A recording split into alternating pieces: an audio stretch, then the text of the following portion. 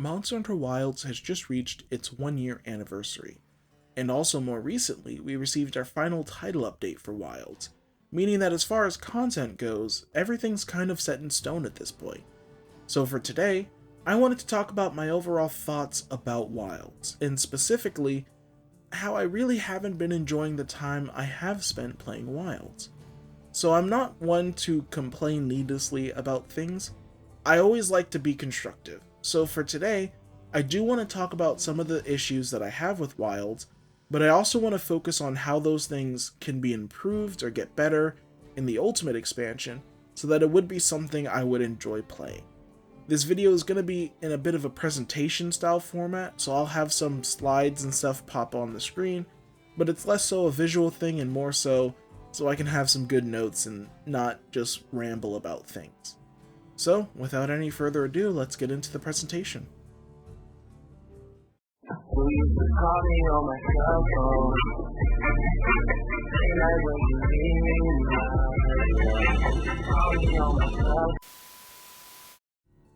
Okay, so for the actual start to the presentation, the theme that I kind of want to center this on is what would it take for me to enjoy Wilds? Or in other words, how can things be improved so that it is an enjoyable experience for me? So overall, Wilds has had a fairly mixed reception. As of me recording and, making this, it's sitting at mixed reviews on Steam, from overwhelmingly negative. And I couldn't really find other platforms who published their reviews like, PlayStation or Xbox, so Steam is pretty much the only good place I could find.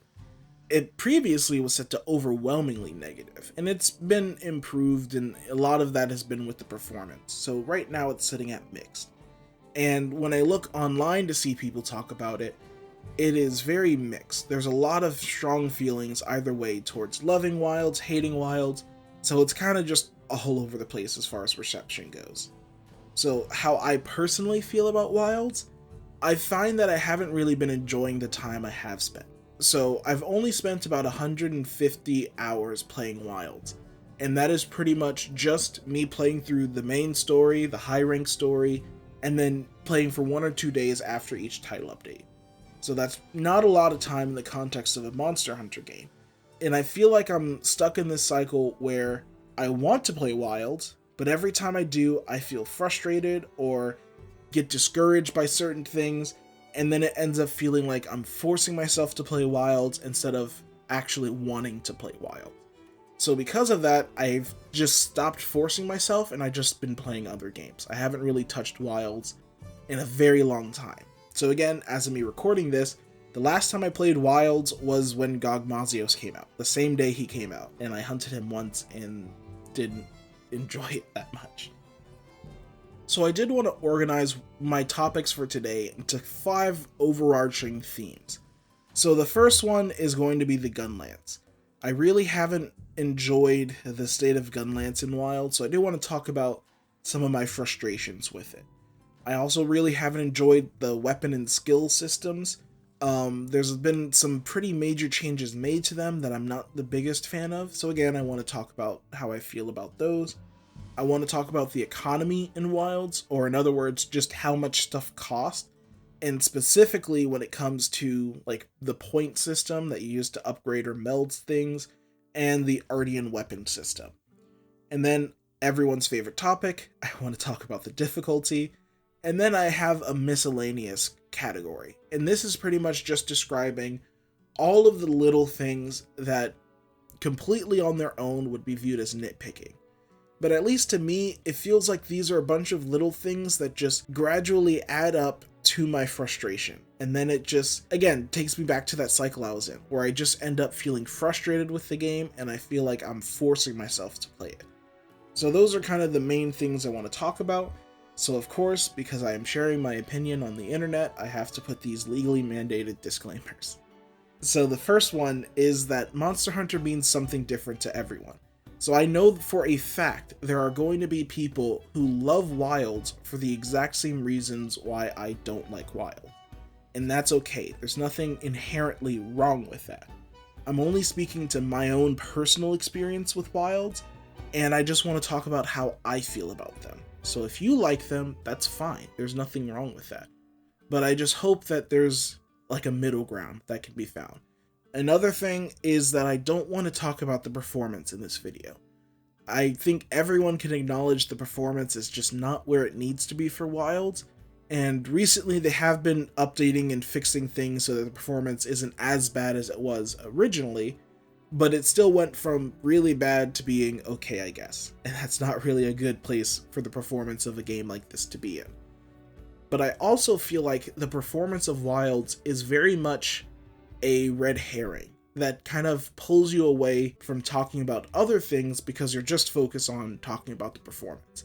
I feel like there's a lot of other pretty glaring issues with Wilds that just completely get overshadowed by the performance discussion.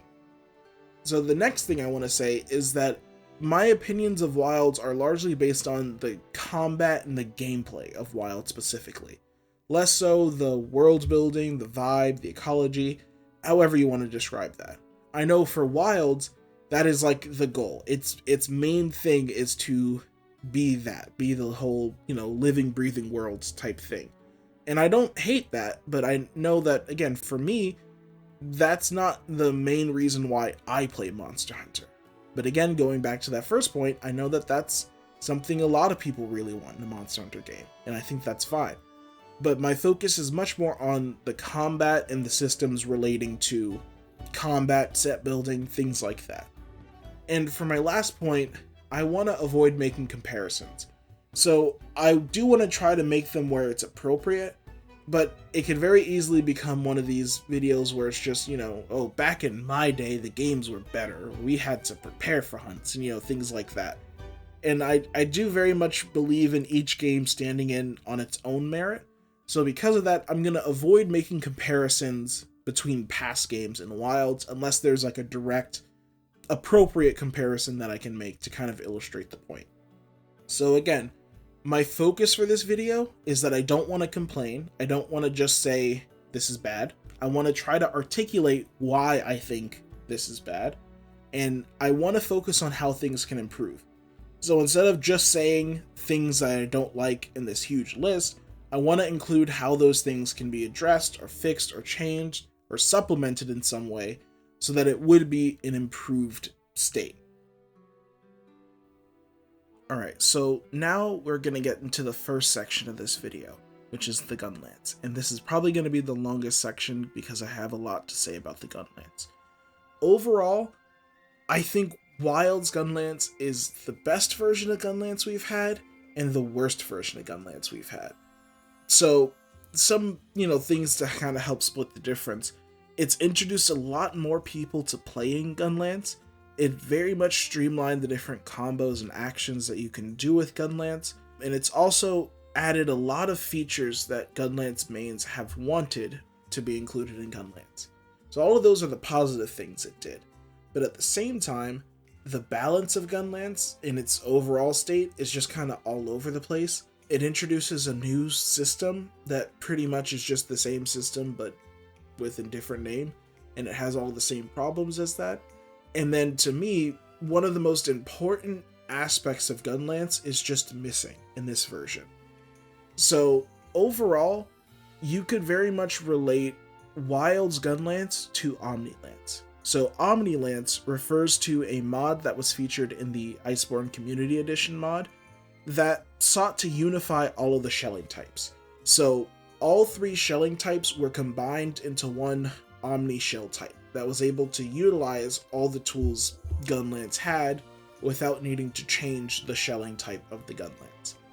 In Wilds, Gunlance behaves in a very similar way, where we still have those distinctions between long shelling type, normal, and wide, but all of them function relatively the same. The only difference is pretty much their damage profiles and range. So, I don't like this approach to Gunlance and Wilds because it's like that Incredibles meme. If everything's super, no one is. Well, if everything that made Gunlance special is applied to everything across the board, that doesn't make it a special thing anymore. So if Gunlance has the ability to specialize in every tool it has at its disposal, that doesn't make it so that you now have the freedom to do whatever you want. it gives you less of a choice in what you can use.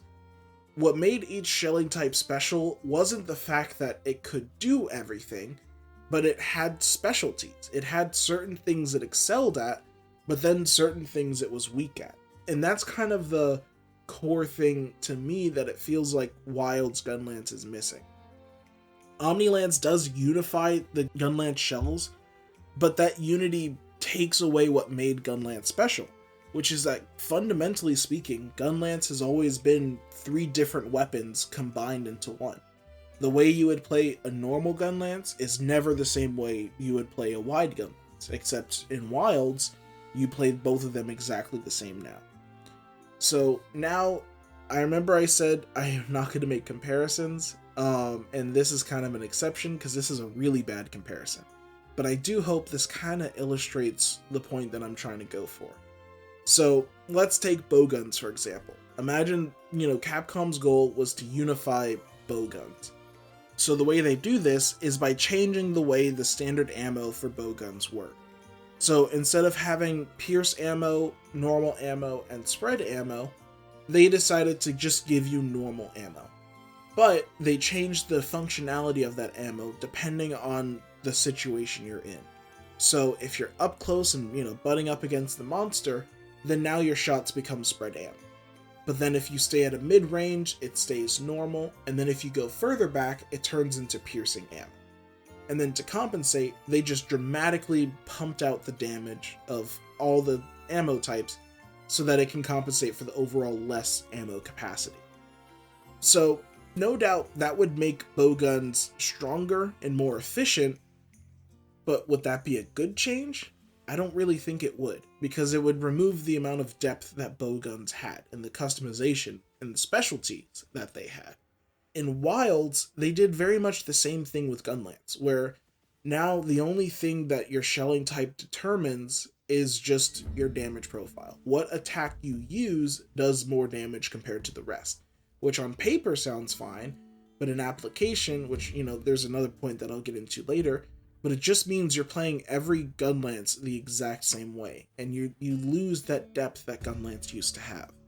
And on top of that, that's kind of added this new issue to Gunlance, which is that in Wilds, wide shelling types are just by far superior to every other Gunlance in the game. So in the past, wide was limited by a couple of factors. So it had a very short range compared to the other shelling types. It had a negative modifier if you tried to full burst or if you tried to fire multiple shells at once. And then the shelling damage as a whole was kind of capped by shelling level as a mechanic, which wasn't a good mechanic, but that did limit the strength wide Gunlance had.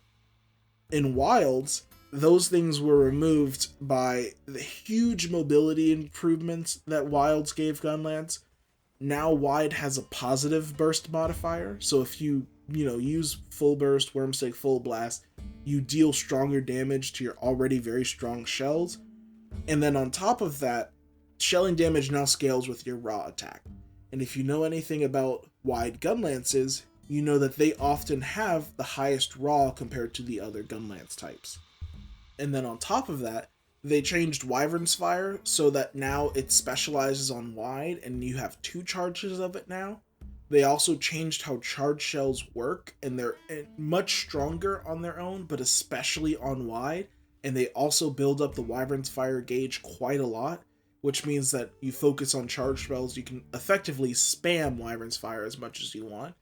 And then, like I mentioned earlier, wide Gunlances have the highest raw compared to the other 2 shelling types. So you're just in this perfect storm type situation where wide just has everything it needs to just vastly outpace the other shelling types. And this has kind of left Gunlance in a state where Wilds has made wide just hard meta. If you're not using a wide Gunlance, you're kind of just limiting yourself. You can use a normal shelling type, they're pretty good as long as you focus on specific playstyles, but then long is just not worth considering, because it is just weaker in every regard to normal, but then especially wide. And with wide's ability to do everything so well, there's one playstyle that fits wide the best, and not just on wide only, but all other Gunlances, because it's the one move you have that lets you do absolutely everything Gunlance has. So of course, I'm talking about the Wormstake Full Blast combo. So it's a combo in which you quite literally unload everything you have in your Gunlance. It's kind of like Bullet Barrage, except it's more of a full burst style Bullet Barrage. So the move itself has you do a moving wide sweep, then you do a burst fire or a full burst, you pop your Wormstake, you do a full reload, including a guard point, you do another burst fire, and then a Wormstake that also has a guard point, and then you can follow it up with both charges of your Wyvern's Fire. So this is probably one of the most fun combos they've ever added to Gunlance, and it utilizes absolutely everything Gunlance has. But the problem is that it's the best way to utilize everything Gunlance has. So if you want to focus on a playstyle surrounding the Wormstake, you could try to do this very, weird Wormstake spam type playstyle, or you can do the combo that lets you fire them twice in a row consecutively. If you want to focus on full burst, again, you could just do the standard full burst combo that's there, or you could do the move that lets you do 2 full bursts in rapid succession with a Wormstake, with guard points, and then you could follow up. Like, you see what I mean? There's just not really a choice. You can just do this move and win. And if you want to focus on Wyvern's Fire, you actually can focus on a Charge Shell playstyle. But of course, that Charge Shell playstyle is the best on wide because it has the least amount of shells that deal the most amount of damage. So you can do that much more effectively than if you would on normal or especially long. So as fun as this move is, another problem that I have with it is that it just feels like it plays Gunlance for you. So again, going back to everything this move does, in the past, all of these things are things you would have to do the input for. So if you wanted to do a full burst and then follow it up with a Wormstake, you would have to do the inputs for every single step of that. But in Wilds, it is quite literally just 4 inputs that lets you do all of these things. And there's just a lot of downtime, because it's an obviously somewhat lengthy move. There's just a lot of downtime between you actually playing Gunlance. It just feels like you're on autopilot. You just do, press 2-3 very simple buttons, and then you're just doing the maximum amount of damage you possibly can. Gunlance has never really been like a technical heavy weapon or anything like that, but I feel like there's a very big difference between, having combos that are very effective with simple inputs and then literally just letting the weapon play itself for you. And I feel like Wormstake Full Blast very much falls into the category of just playing the weapon for you. So I can already hear the very first complaint with this argument, which is that you control the buttons you press. No one's forcing you to play with this, or use this play style, or use wide Gunlance, anything like that. So if you have a problem with it, then don't use it. And my answer to that is I haven't been. And that's another reason why Gunlance feels so bad to me. Because it's clearly designed with you using this combo in mind. Wormstakes on their own feel very weak in Wilds, especially because their intent is for you to spam 2 of them back to back. And unless you do Wormstake Full Blast, there really isn't a good way to do that. But if you also want to do Full Burst, they're a lot stronger now. They have been buffed. But especially in the past, it just felt like, I could do the Full Burst, or I could just do Wormstake Full Blast and deal so much more damage. I think Wormstake Full Blast even out-damages Full Burst still. It's probably much closer than it was before, but it's still not a substantial amount. It is a substantial amount in the sense that you're giving up so much damage by not using this combo. That, again, it feels like Gunlance was very much intended for you to use. So just as a little bit of a recap, Wilds has put Gunlance in this place where Shelling Power as a system, which was made to replace Shelling Level, feels exactly the same as Shelling Level. It has all the exact same problems with it, in the sense that there aren't really many max level Shelling Power Gunlances, so you're right back where we were with the same issue with Shelling Power, where you just don't have the variety of Gunlances you can use. We're also in a place where one shelling type feels vastly superior to anything else by a substantial margin. There's very few playstyles that they've added to Gunlance that doesn't feel like just some variation of a full burst. Even with the new changes to charge shells, it's effectively just a full burst with a different skin. You charge up all of your shells to burst them all at once. And that's a really cool playstyle for normal, but when it comes to the other shelling types who historically didn't really have that type of a playstyle, that burst heavy of a playstyle, again, it just feels like everything's kind of being homogenized. And then, again, the best way to play every shelling type by far is using the Wormstake Full Blast combo, and that just leads to a place where the weapon as a whole just lacks the depth that it had. And even with some of the other moves, so for example, the Wormstake, the vast majority of Wormstake combos were removed from the game. So in the past, in World and Iceborne and then Rise and Sunbreak, there was a lot more ways you could utilize the Wormstake as a way to like finish off your combos. But in Wilds, the only way to use the Wormstake is after either a moving wide sweep or with the Wormstake Full Blast combo. And that just does not feel good. So what can they do to fix these things? Overall, I feel like Gunlance is in a state where they can't really do too much just because of how they've built and balanced and designed Gunlance for this game. But I really do hope that they address some of the issues going into this Ultimate expansion. So I kind of separated this into the realistic changes I want to see, or the things that I feel like are reasonable to see in an expansion, and then the unrealistic things, the more broad systematic type changes that I really don't anticipate them utilizing. So first, I would like to see them rebalance the shelling types. So bring back the previous burst modifiers that we saw in old gen Monster Hunter, and I think World and Iceborne had them too. I think Rise was also the exception with, the burst modifiers. But normal has 20% stronger burst shells, long has 0%, and then wide has negative 20%. I think that on its own really did do its best to define each, shelling type to have its own identity, especially wide. Because historically, the only games that you would full burst with wide was pretty much the very end of Sunbreak, and then now Wilds with the Wormstake Full Blast and all the other burst type combos. When Gunlance has the ability to use absolutely everything at its disposal, that doesn't make Gunlance feel good. So when each Gunlance type has a specialty, or when it was able to specialize in a certain aspect, that's, to me, is when Gunlance felt when it was at its best. Another realistic thing I would like to see is just Wormstake improvements. So I would love for them to give us back some of those other Wormstake combos. So for example, after you do a standard full burst, you could shell again to be able to pop the Wormstake. Or even if you, do your up thrust twice, or the input for the up thrust twice, you'll just pop a Wormstake into the air.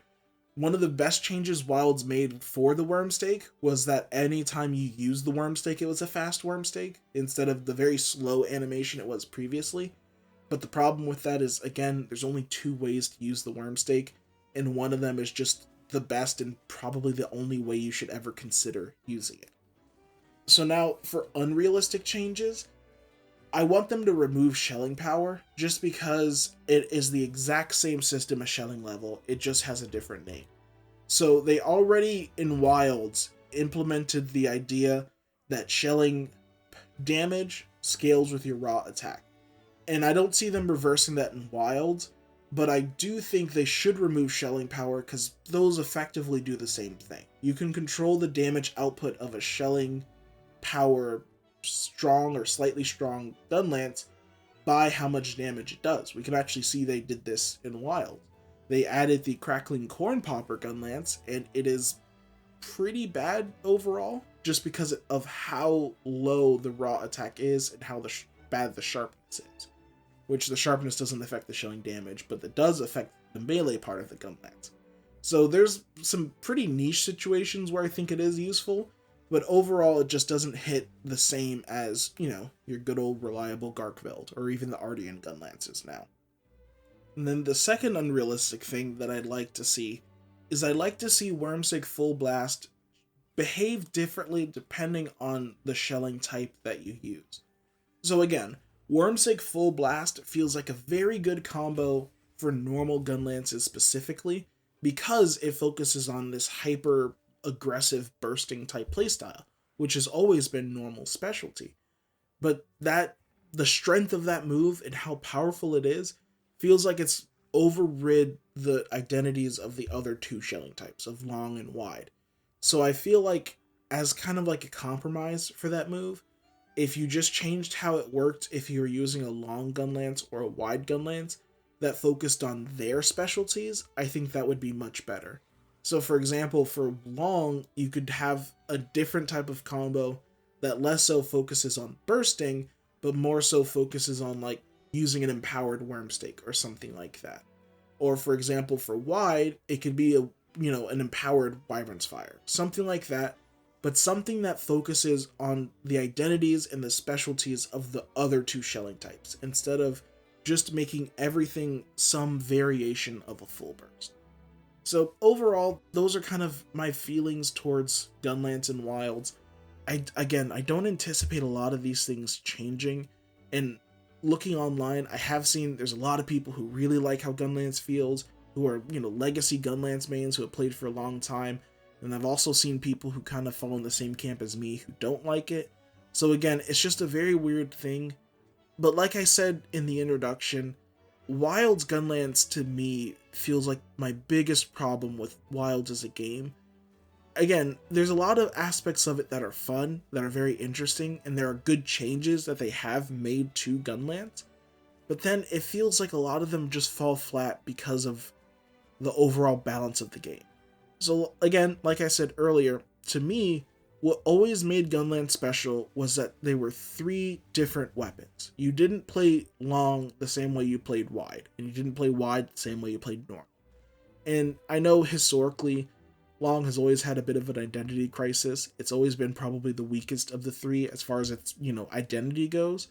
But there were still very fun playstyles that you could have with long that wasn't, just a copy-paste of normal, which it typically was.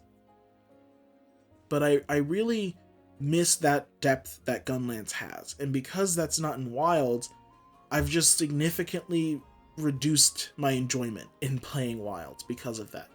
And I very rarely use the Wormstake Full Blast combo unless I'm playing normal, because again, to me, Gunlance is the most interesting when you could treat it like 3 separate weapons. When you would have one playstyle for one type of monster, and then a different playstyle for another type of monster, while using different shelling types, but you are all still, under the umbrella of a Gunlance.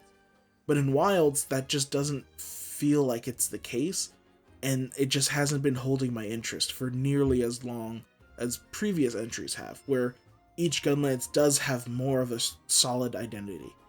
So I am very curious to see what the expansion will do with Gunlance. I do know that, going off of World and Iceborne and Rise and Sunbreak, there's normally some pretty interesting changes that they do with weapons going from the base game to the expansion. But again, my core hope is that going into the expansion of Wilds, they do balance Gunlance in a way where it doesn't feel like, number 1, wide is just the best option to use, but number 2, that each Gunlance type is played in different ways. If the expansion doesn't do something similar to that, then I don't anticipate enjoying the expansion in the same way that I haven't really enjoyed playing Wilds.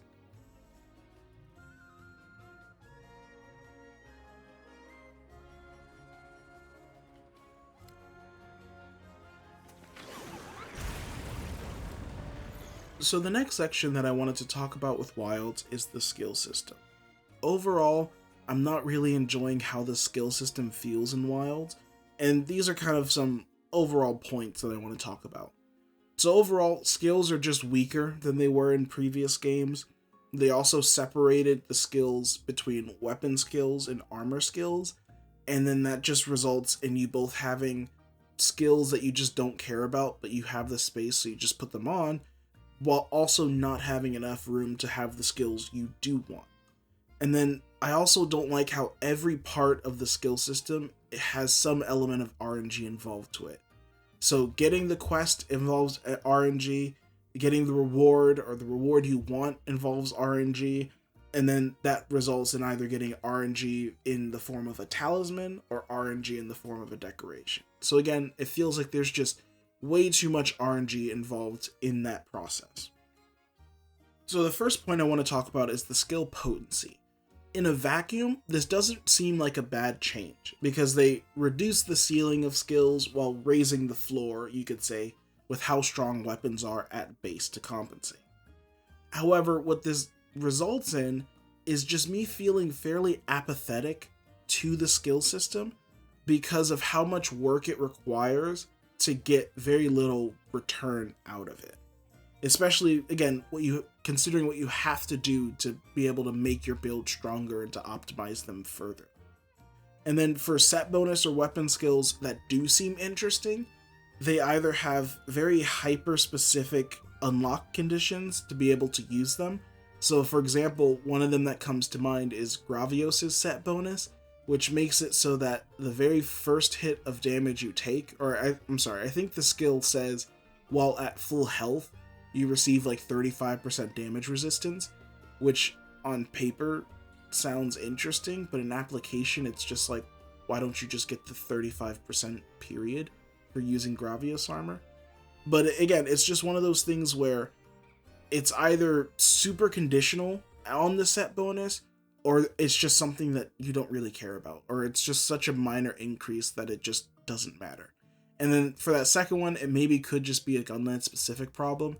Because, for example, I know the Sickled Blade skill for Mizitsune weapons pretty much doesn't really matter on Gunlance. Not just because the Mizitsune Gunlance isn't that good, but also because it affects affinity, and the only thing that Gunlance goes for with affinity is the Wormstake, and the Wormstake already isn't that good, so it's just one of those things that it could just be a problem with Gunlance specifically. The other thing is, the biggest thing to me is the separation between weapon skills and armor skills. So they added this as a mechanic because they introduced a way to have a second weapon you would bring with you on a hunt. So on your secret, you can hold a second weapon, and they wanted to design the game in a way where you can build craft around having two weapons. So for example, you could have a greatsword and a bowgun, and the skills that both of those weapons would need are very different from each other. So they wanted to have a way where you could, have a greatsword mode for your build and then a bowgun build or bowgun mode for your build. And they decided to do that by separating the skill pool. So armor skills are these kind of general purpose skills that can be applied to any weapon, while weapon skills are more specialized to specific weapons. So on top of this, they also made it so that weapons inherently do have skills that you can, use for their strengths or weaknesses. So, like I mentioned earlier, you simultaneously have not enough room for the skills you want, but then also too much room for stuff that you just don't care about. So for example, when I make a set for Gunlance, I want to make sure that I have kind of like the Gunlance staple skills, which ends up being artillery, load shell, guard, and guard up. To me, I feel like that is always what I look for in a good Gunlance set. And then depending on the playstyle, like if I want to focus on charge shells, I'll put some flex skills on, you could say, so I'll put focus there.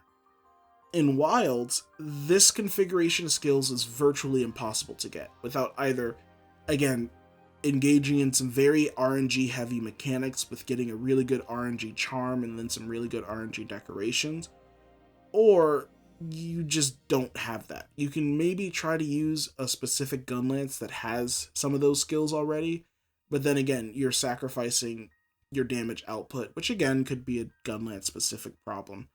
But it all in all just leads to the system where I'm having to struggle and scratch my brain around trying to figure out how to contort the build system to be able to include these skills when I have my armor that's completely free and I just have junk skills on there because none of them are ones that I care about. So for the most part, in any Gunlance build that I run, or the one set that I have in Wilds, I pretty much just swap between Flare and I think Critical Boost, I think it is, or something like that. I don't know. But because I just don't have any other option, because all the other skills just don't matter in the same way to me as these skills do. I would love to be able to prioritize having those skills, but I can't do that because I only have a limited amount of room to be able to put those on just my weapon. And again, that kind of leads into the other issue where there's just like this compounding RNG system. So overall, I am fine with RNG in Monster Hunter, but it feels like in Wilds, there's just too much that's involved with RNG. So again, you have RNG decorations, which they introduced in World, but then in a later title update, they also gave us RNG talismans. And it feels like that was more so done to alleviate complaints like I'm talking about with the skill system. But in reality, that just results in another layer of RNG that just limits what you're able to do with your builds. And then both of these are found in investigations or certain difficulties of monsters that are also subject to RNG.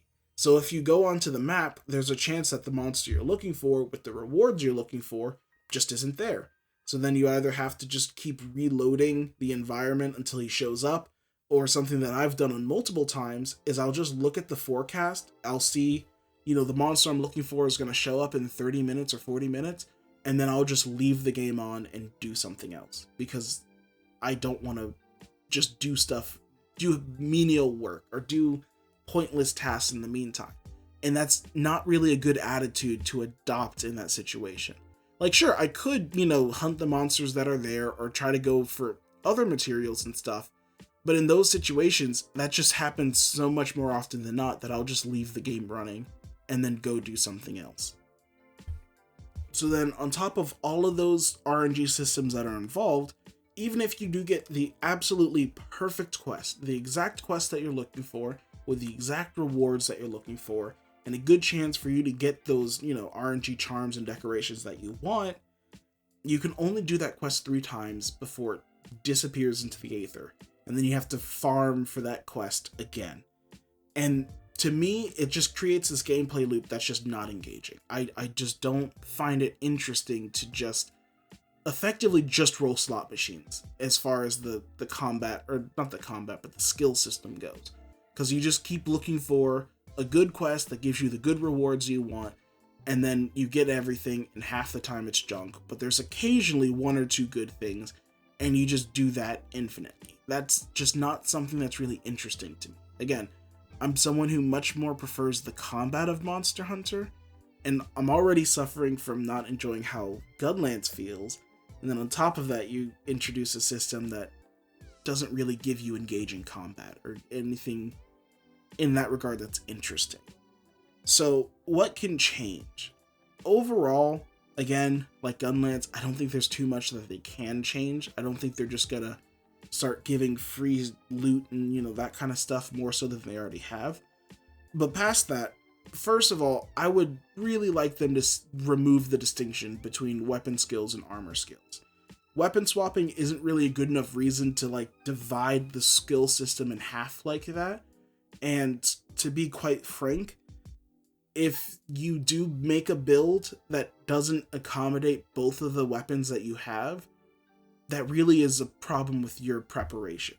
I feel like that should be on the player to be able to make sure their builds and stuff encompass the systems involved, instead of just, putting a band-aid solution. Because I feel like separating the weapons and skill system is more so of a band-aid to that just causes more problems than what it was if we just could swap weapons freely and then you made a goof and didn't prepare well enough. Another thing is that I would like to see a more deterministic way to get monsters to appear in the environment.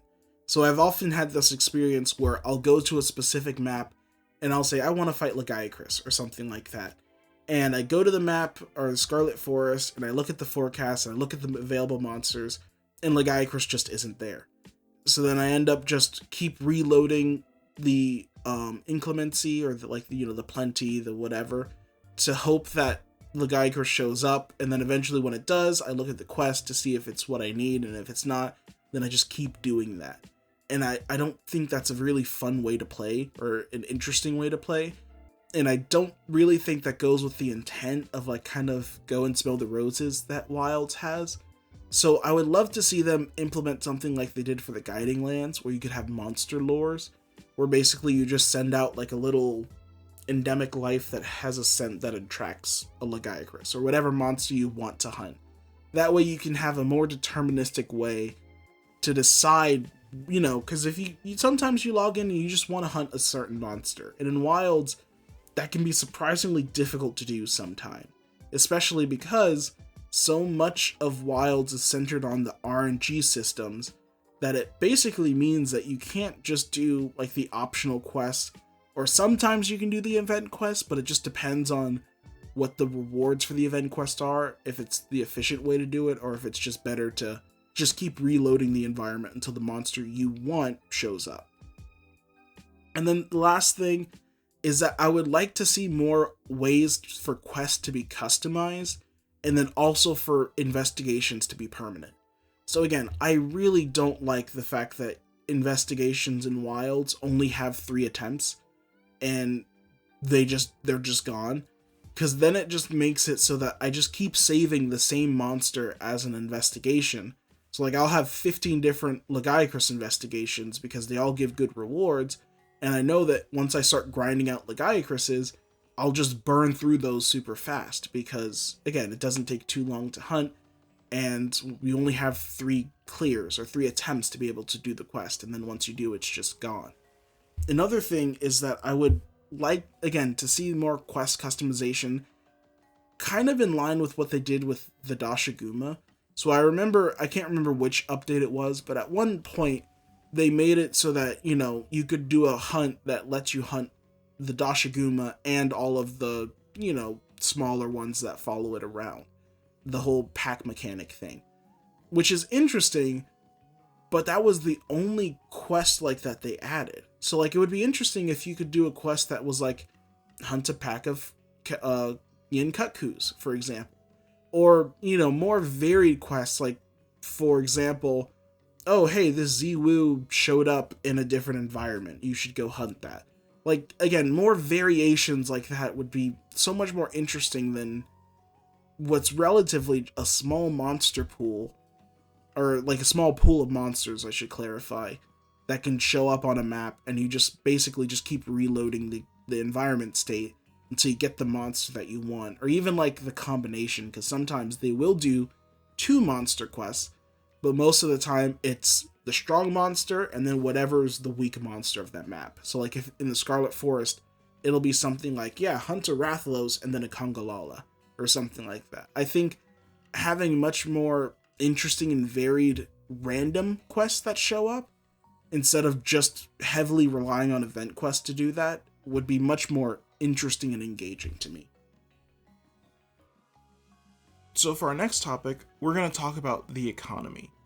For the most part, I feel like the economy in Wilds is good when it relates to crafting weapons, crafting armor, how much things cost at the shops, things like that.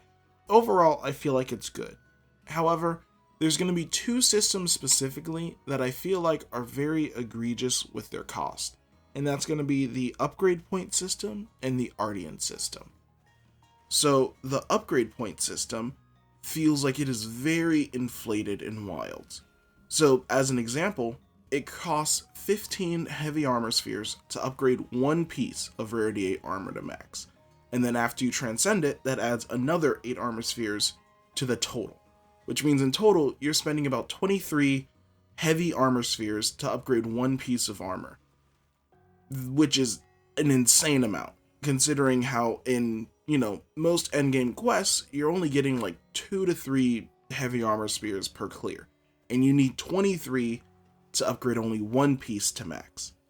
They did add an event quest that gives you a lot more armor spheres, both heavy and hard armor spheres, as rewards. It's the, fighting the Lagiacrus and the Tempered Rathalos.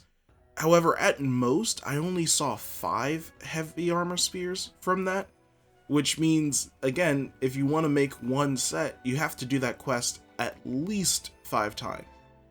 And that's just an insane amount of grind, again, for 1 piece of armor.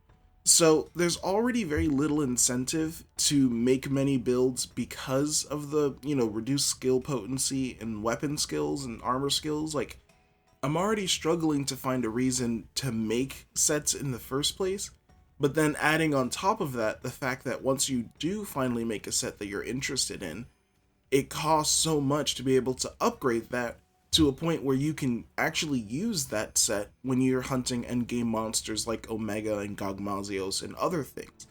So it just feels like it's way too much, because again, if you're going off that event quest, you need to farm that event quest at least 5 times to upgrade one piece.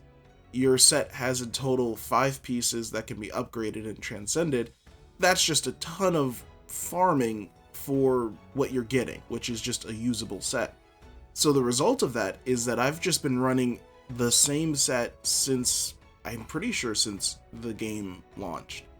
And I think what highlighted this issue initially for me was because I was thinking like, hey, I've only used one set this entire game, I'm gonna try to make a new set. So I farmed out, Arch-Tempered New Udra, and I have the armor, and I just don't have the resources to be able to upgrade that armor past what my ebony armor is. Just because, again, it just costs so much. So I'm in a situation where, okay, I could either grind out a ton of quests just to be able to upgrade my set to the max, or I could just keep using the set I have at max. So I really don't feel like that's a good dynamic. So the next thing is the Ardian weapon system. And I think this is probably the first time I'm going to say something so bluntly, but it just feels like a really dense system. Like it does not feel good at all. It is very overcomplicated in how you actually make and manage your Ardian weapon, but then on top of that, just like with, upgrading armor, it's also very expensive to do that. So if you're not familiar with the process, I'm just going to briefly describe it. So in order to craft an Ardian weapon, you use Ardian parts that you get randomly from investigation. And there's a whole slew of different types of parts you can get. Some parts work for some weapons, others don't. But in total, you need like 2 of the same part and then 1 third or second additional part in the 3rd slot. And then that'll determine, the stats of the weapon, what it focuses on, if it's focused on attack or affinity, and then element, things like that. So once you have those 3 parts, you put that in the system and then you make the Ardian weapon. Then you can use 10 or calcite to upgrade the Ardian weapon each level. So in total, you need about 50. And you want to upgrade them because that gives you an additional 5 randomly selected stats. So you can be, an element boost, an attack boost, affinity boost, sharpness boost, things like that. So in the base system, there's no way to re-roll those skills.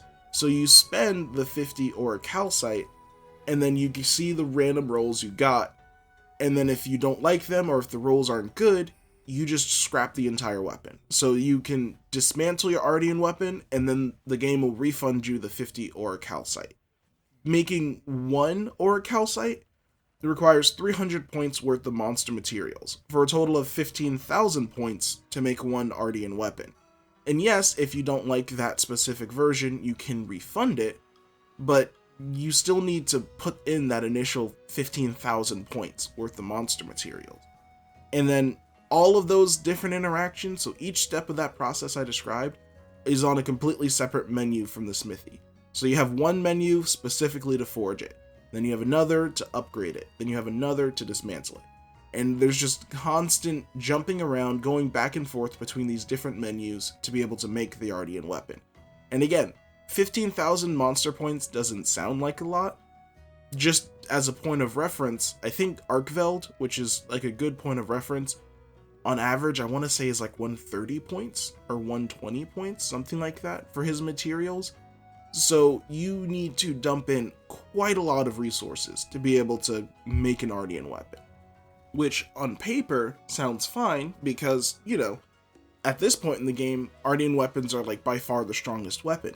But the thing is, they weren't always like that. So especially for something like Gunlance, for the longest time, you just would not consider making an Ardian weapon because it didn't have max shelling power.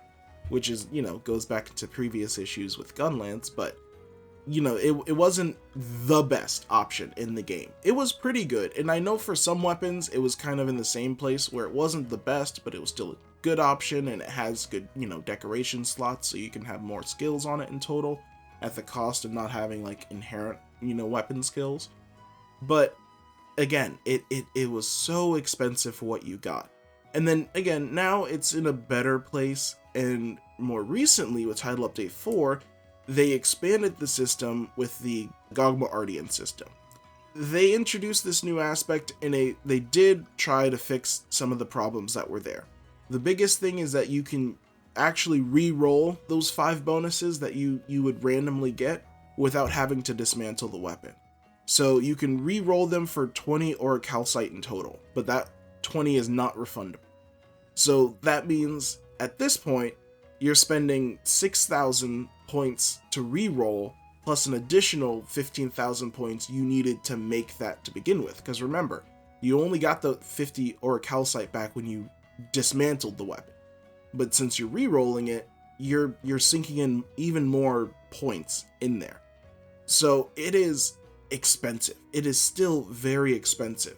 And it requires you to effectively grind so much to be able to not just make the Ardian weapon that you want, because remember, you have to randomly get the parts that you need to give you the element that you want.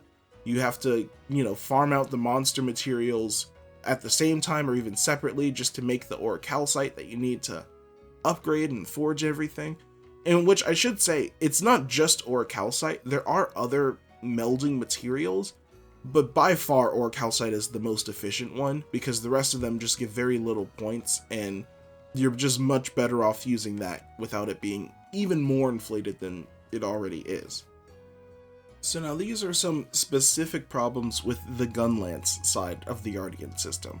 So again, like I mentioned before, originally Ardian weapons weren't at max shelling power, but they have, fixed that since then. So now they're all at max power once you upgrade them. But even still, for the base Ardian weapons, instead of letting you choose the shelling type of the Ardian weapon that you wanted, it was completely determined by your element. So for normal, you had to use either a fire, a ice, or a sleep weapon. For long, you had to use water, thunder, or dragon. And then for wide, you had to use one of the statuses, so poison, paralysis, and blast. Which meant that certain combinations were just impossible to have. Like for example, if you wanted a long shelling type Gunlance that was fire, there really isn't an option for that. Going into the Gogma Ardian system, they did change that. So now you can have whatever element and whatever shelling type you want. Except that it's tied to the focus type of the Gogma Ardians. So if you set the attack focus type, then you're going to get a normal Gunlance. If you set the affinity focus type, you're going to get a long Gunlance. And then if you set the element focus, you're going to get a wide Gunlance. And once again, that just kind of further reiterates how much long sucks in this game, because the affinity bonus, like sure, the Wormstake does crit, so you do want, if you can, more crit for your, Wormstake, but then the cost is, like, you significantly reduce both your attack and your elemental output, which just makes long even worse. But again, for a weapon customization system, it is surprisingly limited in regards with Gunlance, especially if you look at, Rampage weapons in Rise, and then the Safi weapons in Iceborne. Like, at least with the Safi weapons, it was random what your shelling type would be, but there was a specific stat for that. And then it would be, it could be shelling level 1 or something, or not 1, but like a lower one or than max level if you upgraded that specific point. So again, for Gunlance specifically, the Ardian weapon system causes a lot of pain, and especially because now with the Gogma Ardian system, the Ardian weapons are by far the best weapon in the game, and you really want to farm out and grind out a good Ardian weapon, because that'll beat out any other weapon in the weapon tree, even on Gunlance. But then again, you have to deal with how just convoluted the system is, and it's really not good feeling. And again, just like with the Ardian system, all of those different systems or different things you can do with it are different menus. And it just adds to the complexity of this system, where it is both so convoluted in terms of how you do it, and then also very, very expensive. So what would I like to see with the economy changing in Wild? Generally, just please reduce the cost of things. So again, for stuff like crafting weapons and armor, or like even like how much things cost at the shops, or the argosy, or like the trade ship, I don't remember what it's called. Things like that feel fine. The economy for that feels fine. I never feel like I'm struggling to, afford buying stuff at the shop. But it feels like I'm being punished for wanting to make different sets in Wilds, for wanting to be able to try out some of the cool set bonuses I see. For example, I have always thought the Anjanath set bonus was very interesting, giving you a second stamina bar. And I wanted to see how that would not just, look and just make the very basic version of the set, put it on, and then that's it. But I wanted to build around that, see what I could do even with Gunlance with a second stamina bar. But I can't really do that because I know in the back of my head, I'm going to have to grind out a ton of quests to be able to just upgrade it past what my current armor is. And I don't want to do that, so then I haven't made any other set. And the one time I did make a set, which is the New Udra armor, the Arch-Tempered New Udra, once again, it just costs so much to be able to upgrade it that I just don't do it. So, specifically when it comes to the armor spheres, I think just at base, monsters should drop much more of them. So again, if you farm the event quest that they specifically added because people had an issue with how rare armor spheres were, at most you're getting 5, which is still not a lot. I feel like you could genuinely double that amount and it would still be a grind. Not that bad of a grind, but it would still be a grind. And it's just egregious. So I think across the board, just making it so that monsters drop them much more often, so it doesn't feel like you're being punished or you're being withheld from being able to make sets and experiment with the skills that, the game has available. Specifically with the Ardian weapon system, again, I don't think there's really much you can do just because of how it already is implemented in the game. But I think one thing that would be interesting is you could make Ardian parts more useful. So with the Gogmazios update and the Gogma Ardian system, you're at a point where you just need those initial Ardian parts just to make the base of the weapon, so you could focus, a fire attack, Gunlance or something like that. And now you just have a bunch of Ardian parts that are kind of just sitting there, because in the past, you were constantly refunding the Aurocalcite you use and then using new, Ardian parts. So you would eat through those like crazy, but now, since you can re-roll them, you're not. You just use 3 of them and then that's it. You just keep re-rolling the one you've made. So I feel like it would be better to make them more useful. It would be nice if you could actually use those to be able to, spend to re-roll them, or to, use them even as melding materials to make the Aurocalcite. Something like that. Like in the current system, Ardian parts are kind of useless now just because you can re-roll them. So I think that would alleviate a lot of stress if you could just, again, either use those Ardian parts that you have that you don't need to meld them into Aurocalcite, or even meld them directly into the Ardian weapon. In general though, I really do hope that the economy, or how much things grind for in Wilds, gets better. Because again, it's a Monster Hunter game, you can expect there to be a grind, but then there's like a grind that feels good, and then there's a grind that just feels like it gets to the point where, you start getting into player retention type discussions where it's like, this doesn't feel like a good grind, it feels like they're just implementing this because they need to keep players online, which obviously it's a business, there's nothing wrong with having player retention and blah blah blah. But again, it's just how it feels. It feels like there's just way too much work you have to put in to get very little upgrades in return. So again, like with the skill system, it's just resulted in me just not engaging with it. It's not that I don't find the systems interesting, specifically with the Gogma Ardian and just the base Ardian system. I really don't find that as an interesting system because of how convoluted it is. But again, I can appreciate the effort that they've made to make it more interesting and to make it better. But the one department they haven't really touched is the cost, and I feel like that's probably the most egregious part of the system. Because again, the most powerful weapon in the game should be sought after. It should be something you have to work towards, but to this degree feels like a lot. It feels really, really bad. So our last main topic for the day is difficulty, and I really only have two things to say about the difficulty of Wild. The first point is that overall, it seems a little bit inconsistent, and second, the difficulty of endgame hunts, specifically the title update monsters, seems to have exceeded the average skill of the player base, and I'll get into more detail what I mean by that. So first, the inconsistent difficulty. It has been a year since I played through the main story of Wild, and I really didn't feel like playing through it again, but when I played through it the first time, I remember feeling like I was legitimately steamrolling everything. Like, I know everyone always says, like, you know, the first Monster Hunter is their easiest, and then after that, you know, it stays, you know, relatively easy. And that's very much true for the most part. I do believe that. But in the case of Wild, it legitimately felt like what you did didn't matter. You could just do whatever you wanted, and the monster would still die in record speed.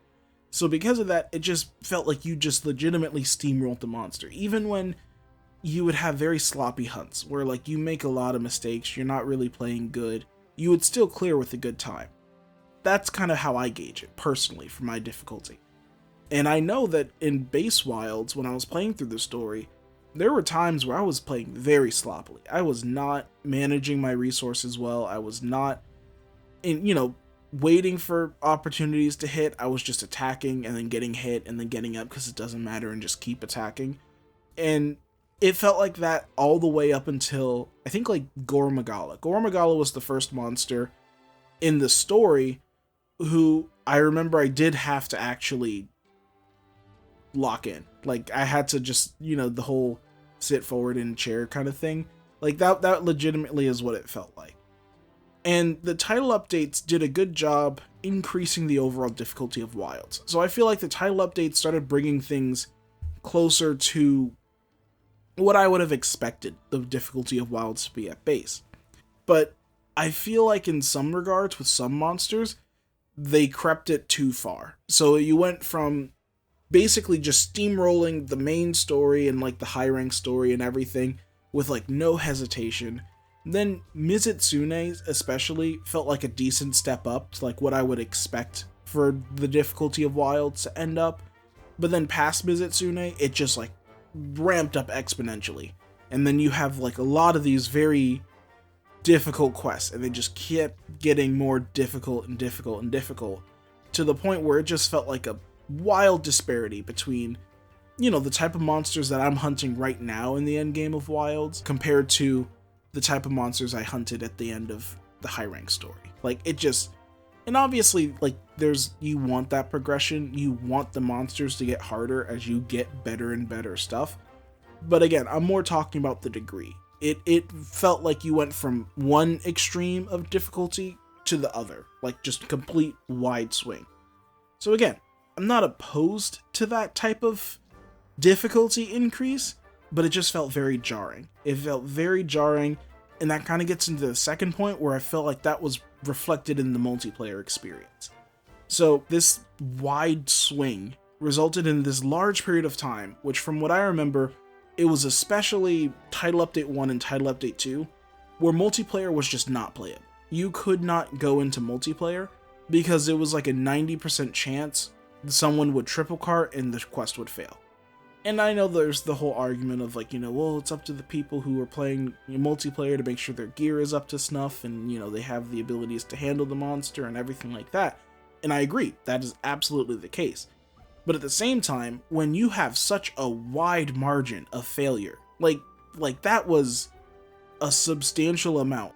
I'm primarily a solo player. I don't really like to go into multiplayer to play hunts. But I would go into multiplayer just to see that for myself because it was so prevalent. And then by the time, Legiacris and Seregios had come out in Title Update 2, and I had seen that so much. And I do also want to add, this wasn't at launch, like the day the title updates came out. This was more like a week or two afterwards. That's when I was playing the title updates. But that's all I saw was just, load into a quest, triple cart. Load into a quest, triple cart. And there was this rise of wide range sword and shield players who tried to, play support for their team. And that was really cool to see.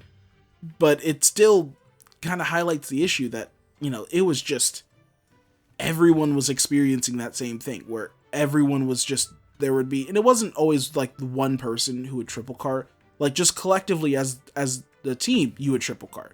And it was just so weird to see the success rate of quests just plummet. From a balance perspective, a game balance perspective, I can't imagine what that would have been like to see the back end of, because that was just a lot.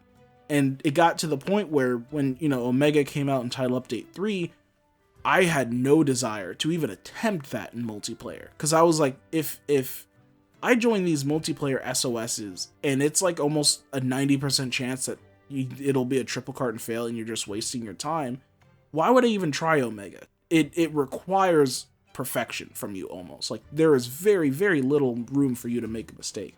With these multiplayer quests, especially how Omega's forced multiplayer, it just doesn't feel good when you're put in this position where you really need to do multiplayer to do these quests, and then that you can't go online to do that, so you just use the support hunters because it's easier and they're not going to cost you anything, and they're just in some ways better than the randoms you'll find.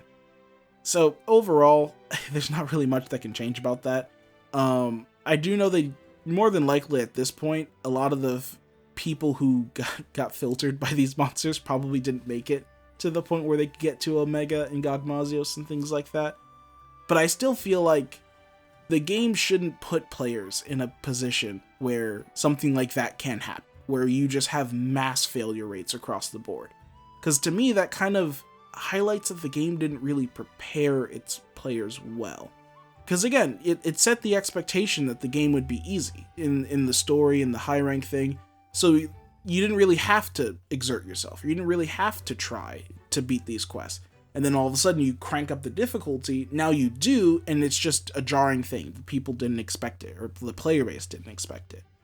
So again, in general, I hope with the expansion they make the base game experience harder. I don't think it needs to be super hard. I'm grinding for 30 plus hours to hunt this one monster. I hate that type of difficulty in games. So I do feel making it a bit more, you have to actually show some mastery of your skills and weapons, but also you don't have to make it a pushover. You shouldn't steamroll it. And when I say steamroll, I mean you just walk up to the monster and look at it and it falls over and dies. That's the type of thing. It really felt like Base Wilds was like that. The second thing is the title update experience. I very much like a gradual increase in difficulty.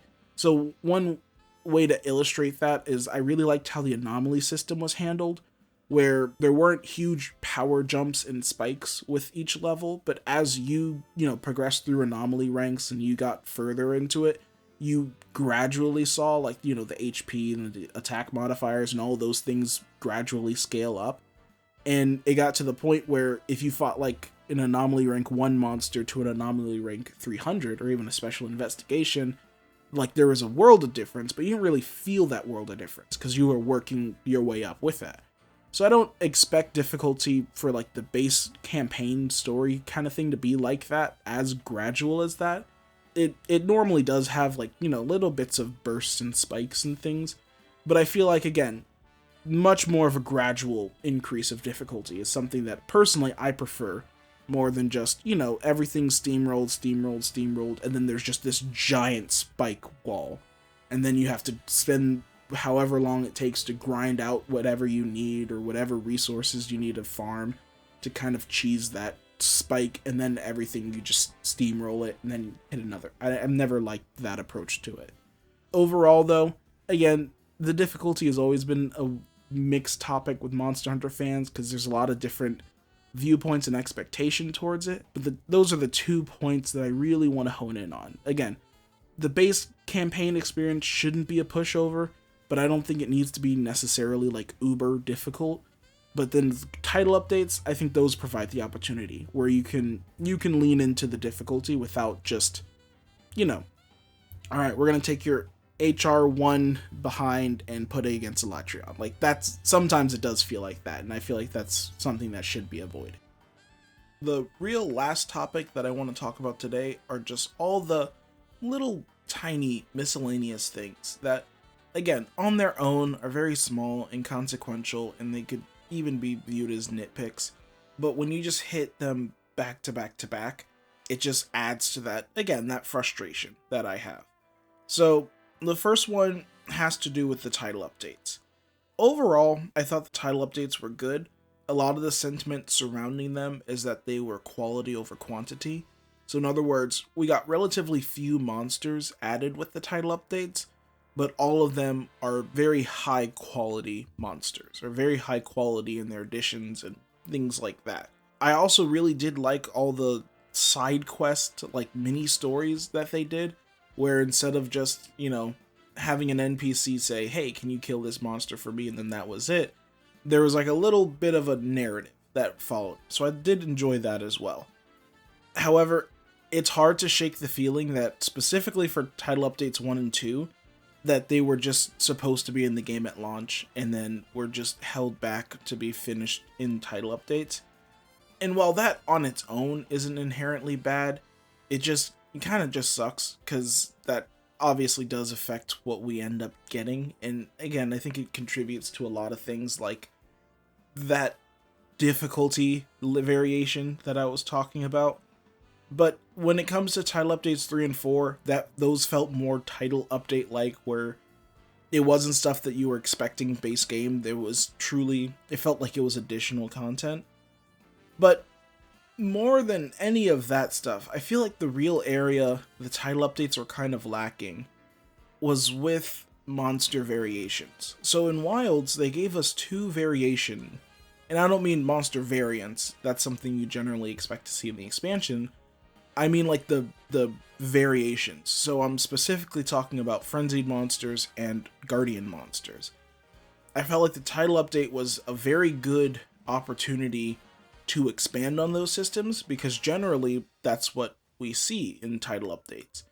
And that kind of goes into a larger complaint with frenzied and guardian monsters, which is that they just felt like they were there.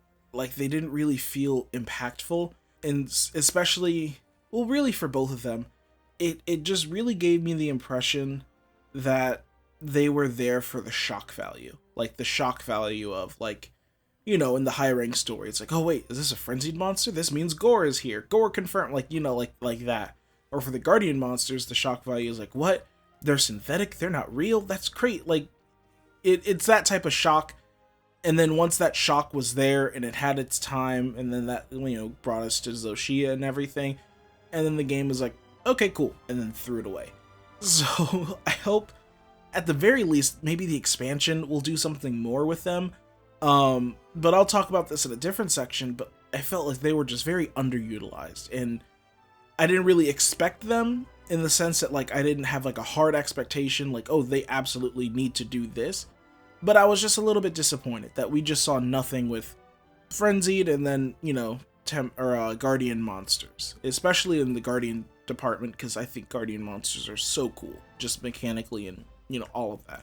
So the next point is when it comes to field surveys, and then specifically the end quest screen. So one of the things Wilds was going for was that whole perpetual expedition type vibe, and they did a very good job at that.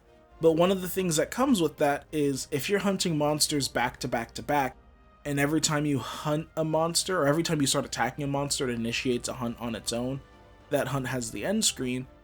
It made sense for them to make like a mini taskbar UI element thing, just to give you like a brief overview of what happened, and if you want to look into it more, you can. But at the same time, that little aspect kind of annoys me, because like I'm fine with it being a skippable UI element that makes sense for the expedition, but one of the things that you lose because of that is the final hit photo. So for me, I absolutely love collecting my final hit photos. I like to play Gunlance, and a lot of the times they just look really cool on Gunlance.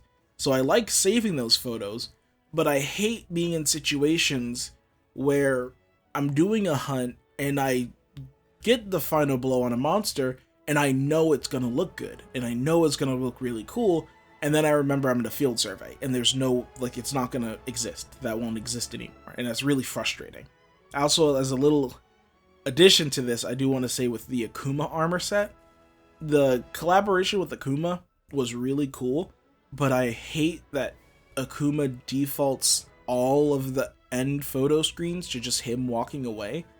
Like, it's a really cool thing, but again, it doesn't give you the option to have that cool photo at the end, which is something I love collecting, and it just makes it annoying. Like, it's an annoying thing to deal with, because again, like, I would like to use the Akuma set. The Akuma set's pretty cool, and you know, the whole custom Street Fighter moveset thing is really cool, but then I also don't want to use it because I know I'm not going to end up getting the cool quest screens at the end.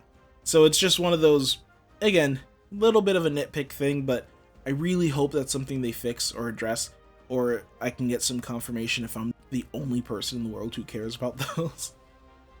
So the other thing is the food system in Wilds.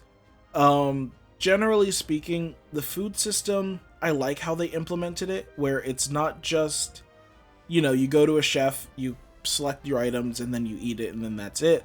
But you actually have to go out into the world and, you know, obtain the items that you use to cook. And then you cook it yourself and you get that cool cutscene. Like, I think that's a really cool thing. Overall, I'd like to have both as an option. I do know in Wilds you do have the option to eat from village members, so that kind of supplements that, where you can eat with, you know, a village if they invite you for a meal, or you can cook on your own.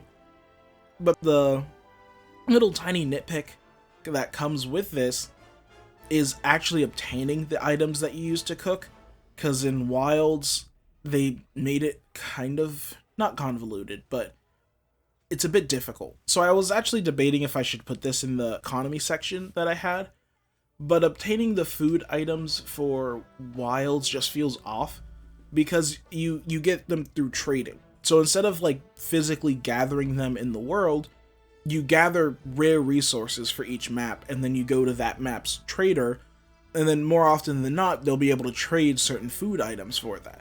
So in principle, again, that sounds interesting, but the application is, you have to wait until, you know, whatever time, like season that specific item appears in, then you just have to spam collecting them and farming them until you can get enough, and then once you find the trader, then you can only collect like 2 or 3 of that cooking item, and then you just have to wait until you can do that again. It's a very inconsistent way of getting the materials, and that just ends up resulting in me having just a constant super low reserve of them. So I would like them to fix that. I would love to see them just implement a way to just gather the materials in the world itself. So like, for example, if you collect fire herbs, you can use that as like the red chilies that they have. Or like if you go fishing, you can use the fish there. Like, I feel like that's a much better way than requiring you to trade for those items, especially because the trades are limited. Another thing that they could potentially try, which I would be really hyped for, it would be really cool if they broadened the drop rates of monsters to include cookable items from them. Kind of like what they did with Kongalala with the truffles, where, for example, if you fight a Lagiacrus, then you can get, like, you know, Lagiacrus seaweed or something like that. And then you can use those for your meals. So that way, you know, you're rewarded for hunting monsters with more than just materials to make, you know, armor and weapons. You also get food materials. I think that would be an interesting dynamic that they could, you know, add to the game. So the last kind of miscellaneous point, this is probably the one I'm going to make the most comparisons to, and I feel like this is the most justified, but that comes with the support hunters. So in Wilds, the support hunters are very much the next step from the follower system in Sunbreak. In Wilds, the support hunters very much fill the role that followers did in Sunbreak. But I really don't like the support hunters, because it feels like they just completely drained the followers of everything that made that system interesting. So they are just these super efficient, hyper effective, like, hunting machines. Like, they don't have a really interesting personality. They don't have any of, like, the charm or, like, the fun little things that you could do with followers. So, like, for example, in Sunbreak, when you would go out on a hunt, the followers would, like their name implies, they would follow you. So if you beelined it toward the monster, they would also beeline it towards the monster. But then if you wanted to go fishing, or if you wanted to gather materials, or if you needed to hunt small monsters, or if you needed to do anything else, they would follow you during that, but then they would also commentate, or they would make, there was text that would appear on screen, or they would even say stuff just depending on what you did, and that made hunts more interesting. There was even interactions with some of the characters where if you take photos of them, they would say like, make sure you get my good side, things like that. But in Wilds, if you use support hunters, they just beeline it towards the monster, just immediately. And then they just wait there for you to show up, you hit the monster once, and then they just start wailing. And you can literally just walk away and leave, and the support hunters will still attack the monster for you. And then the other thing with followers is they each had their own personality. So like, for example, if you hunted with Luchika a lot, which I did because she was one of the Gunlance followers, she would die constantly. And that was like her personality thing. It's just she was incredibly reckless. So she would go for the super big, important, flashy type move things, and then just not dodge or evade or anything. Like she just face tank super heavy hits, which caused her to faint a lot. And there was another follower who I can't remember who. I think it was either Fugen or Utsushi. But they would just constantly spam endemic life, like the paratoads, the blast frogs, things like that. Just constantly spamming those out and using those to help. So like in ways like that, they had personalities, and you would combo the weapon they used with their personality. Like there was a lot of depth to that system that I really appreciated. And then for Wilds to just take that system and then just strip it so it's the most efficient way to do a hunt possible. That I really don't like that. So I would love for them to make it so that support hunters can actually follow you in the world. That way it would be more interesting of a system to engage with that isn't just, again, the objective best way to hunt in multiplayer in Wilds.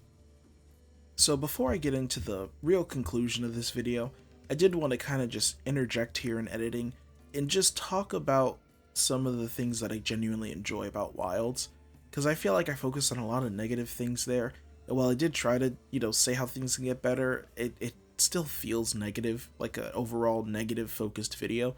So I want to talk about some of the things I genuinely, really appreciate Wilds for doing. So the first thing I want to mention is the standout monsters of Wilds. A lot of people talk about this is the best base game roster we've had ever, and while I don't necessarily agree with that, I very much do think we have some very good base game monsters. So the ones that I really wanted to shout out here were Ajarakan, Ziwu, and Arkveld. So those three monsters especially, to me, just feel like they carry the whole roster. I will also be behooved to not mention Uthduna, as the big fish that just kind of flops around. As much as I do enjoy Uthduna, I feel like these three especially are the standout cases.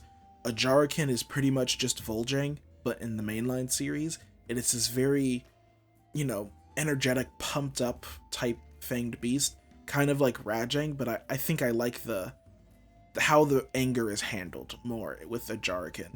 And then with Ziwu is one of two new members of a new class in Monster Hunter, which is always exciting to get, and I really like Ziwu especially. I love how it uses, I think the crystals are these sulfur things or something, but it uses those to make weapons that it uses to either make a hook so it can pull itself around really fast, make blades so that it can use its tentacles like arms, or even a knife or a fan type thing where it can shoot them out. So I think Ziwu is just a really cool monster, and it was the first monster I saw in Wilds that I'm genuinely, what is this? Especially when you see the underside of it.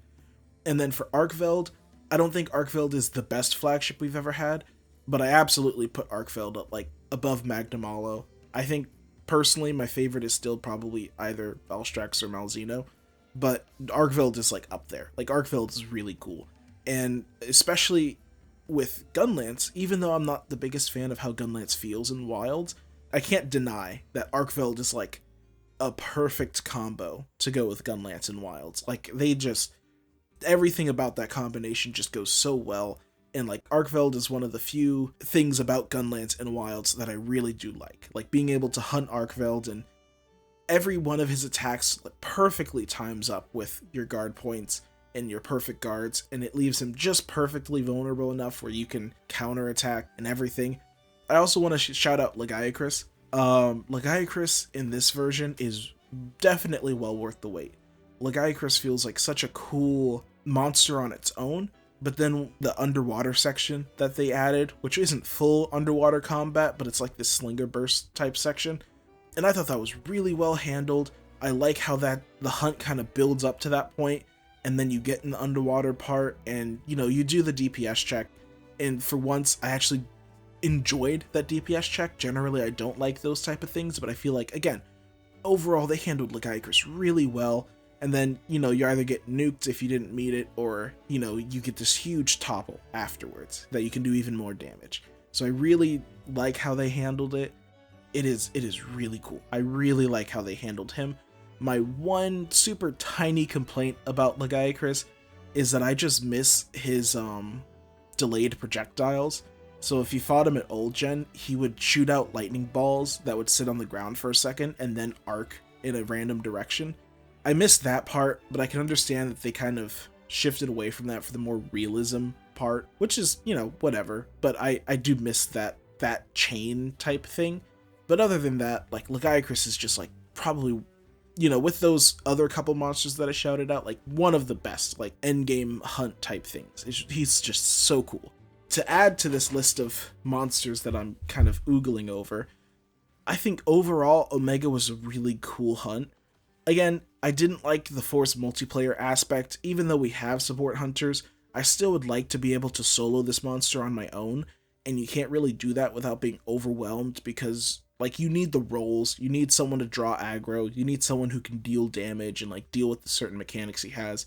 It's like you need those distinctions, but excluding that, the hunt itself is really fun, and I'm a very big fan of the collaboration monsters.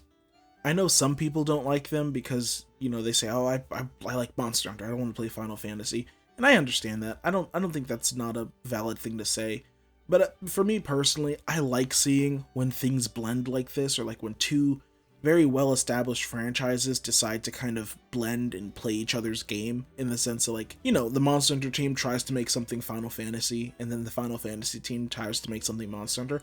I really appreciate that type of expression. I think that's the word I'm looking for. So I love collaboration monsters.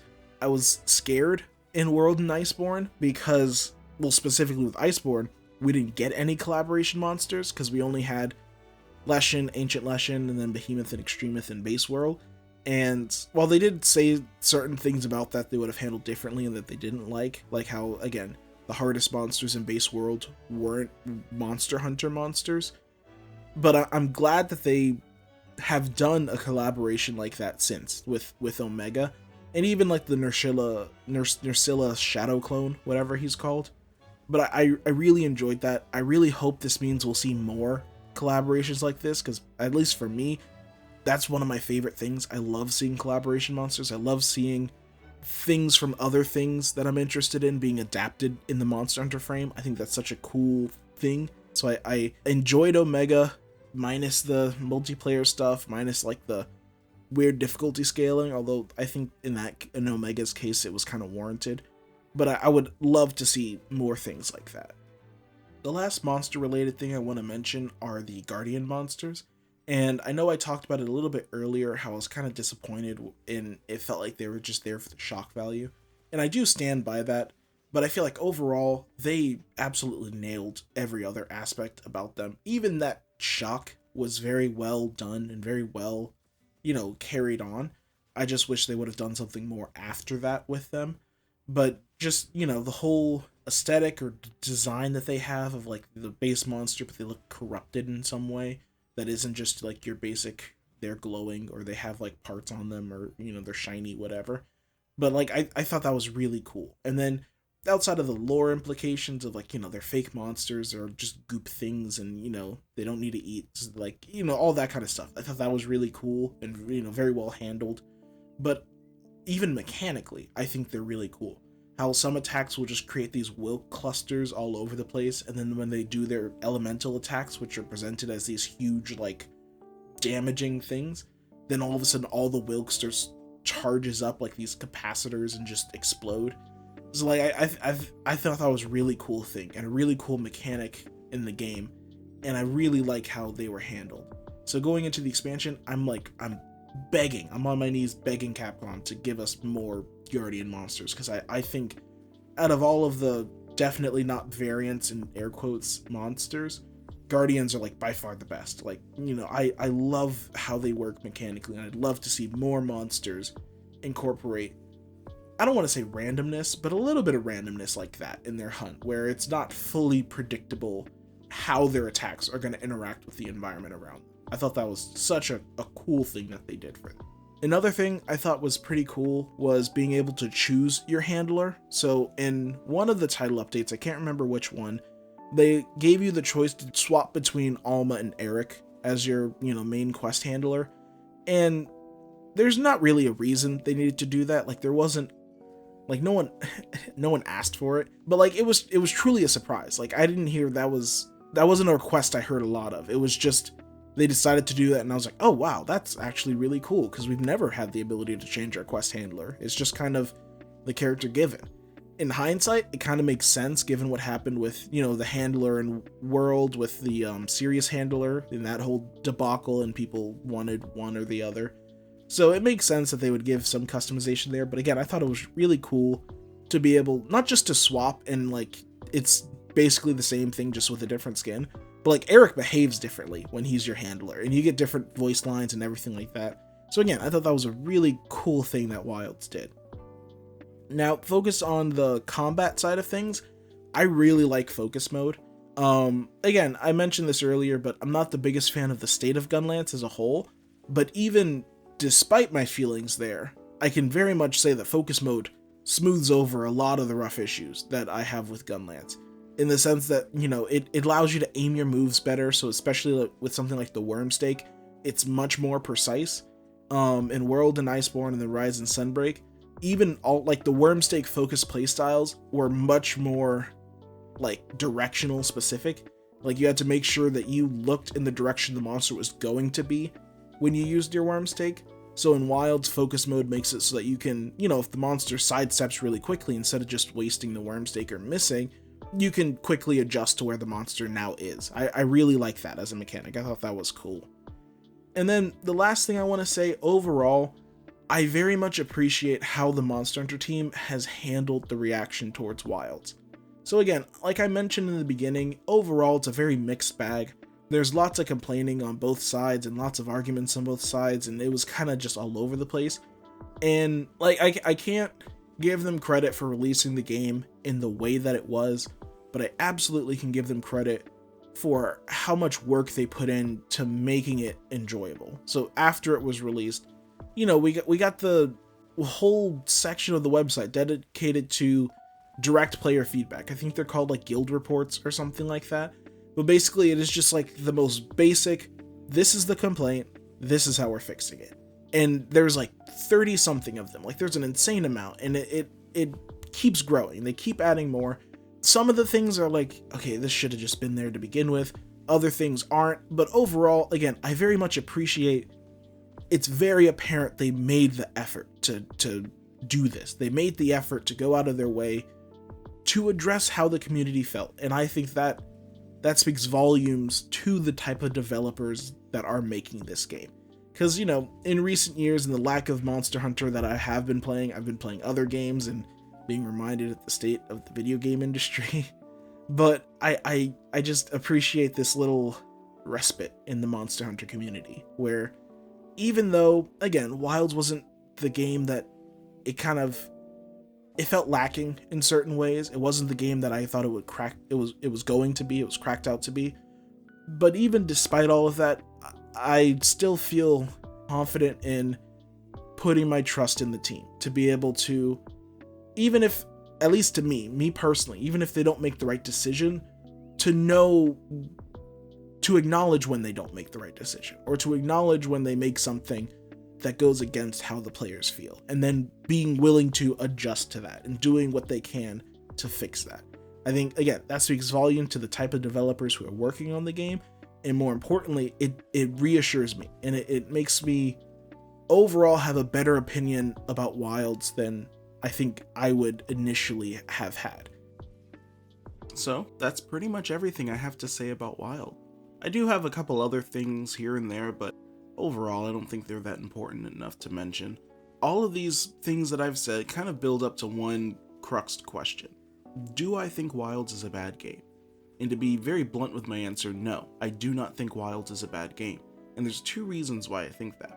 The first reason is because there is a mixed reception to Wilds, which means that, yeah, sure, there's a lot of people who don't like the game, like myself, but then there's also a lot of people who do. And for it to be mixed, I think that just means it inherently can't be bad, because there's a sizable portion of people who do enjoy what Wilds has to offer. The second reason is actually because as I recorded this video, which again took me about 20 hours to do so, I actually had fun playing Wilds. I like how this video gave me a goal and something to work towards. It wasn't just 20 straight hours of me just doing the bare minimum. I was goofing off, I was having fun. And if it was a bad game, I don't think it would be conductive for me to have that type of experience. Because again, I think it gave me a goal, and that goal is kind of what pushed me to mess around with stuff, be dumb, but have fun, have an enjoyable time playing Wilds. I think because the base game and like the systems in place, like Gunlance skill system, you know, the expensive stuff, all that didn't inherently give me a goal. So I think that's more the reason why I didn't really enjoy it. But now that I had this goal and I had, you know, things I was looking to do, that made me have fun. And I'm not saying that the game has to like jingle keys in front of your face to keep you playing or anything like that. I have always been someone who finds my own type of goals and things like that to keep myself playing games. And for Wilds, I just didn't have anything like that. So this video gave me one of those things. I think a better question than if I think Wilds is a bad game is if I will continue investing my time into Wilds. I think that's a better way to gauge how I feel about it. And after this video, probably not.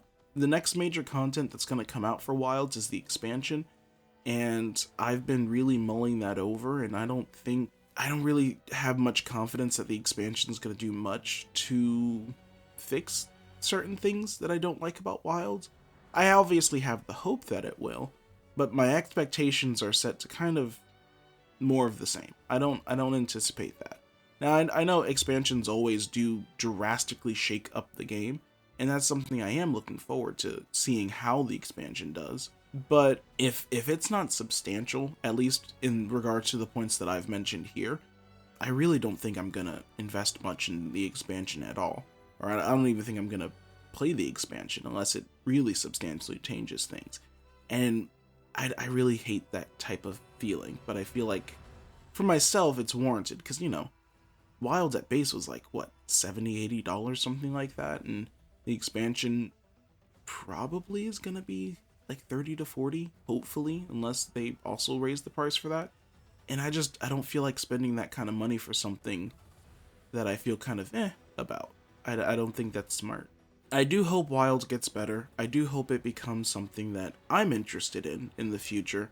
But if it doesn't, then, you know, at least I have the portable 6th entry to look forward to. That can kind of hold me over. And Stories 3. I have such a weird relationship with the Stories games, but it's fun. I like that.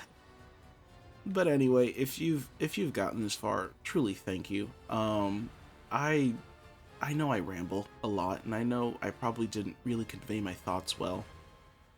So if you've made it this far, I hope that I have conveyed them well enough to be understood, but also to be respectful. That was my goal with this video, is I really wanted to be respectful to the people who do like Wilds, because I was in a very similar place with Rise. I absolutely adored Rise, and constantly hearing people say this was a terrible game and it sucked and everything about the game was awful, it really hurt. It really did, because of how much I enjoyed the game.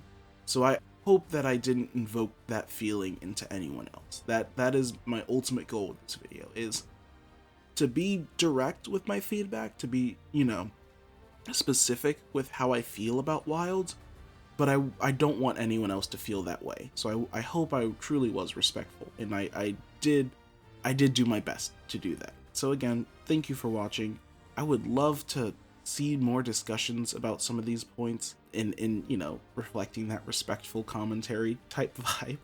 I would like to talk about Wilds more and see other people's perspectives, see how people as a whole are feeling, because you know, online discussions tend to be radicalized to one extreme or the other, and most people don't think like that. Most people have actual thoughts, reasons, nuance, all that kind of stuff. So I'd love to see that. If you have some comments about how I presented things or what the points I mentioned were, then please share them. I'll probably habitually read all of the comments, which I know I probably shouldn't, but whatever.